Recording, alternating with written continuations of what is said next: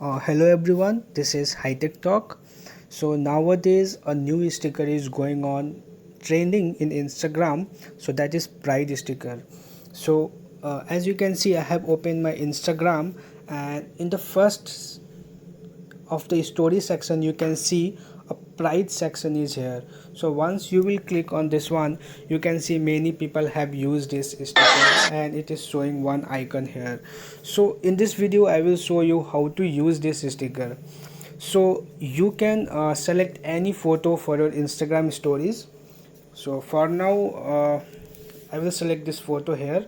So after selecting, you need to click on this sticker icon, and here there are total 3 pride sticker, as you can see. So for example, if I will select this one, so for now I will go with a create option, so the image will be more clear. Okay, so I will click on this sticker and I will select this.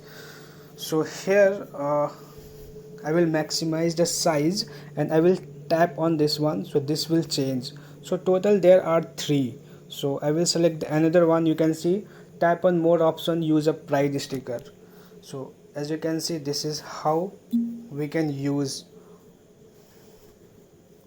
And one more is here, this one.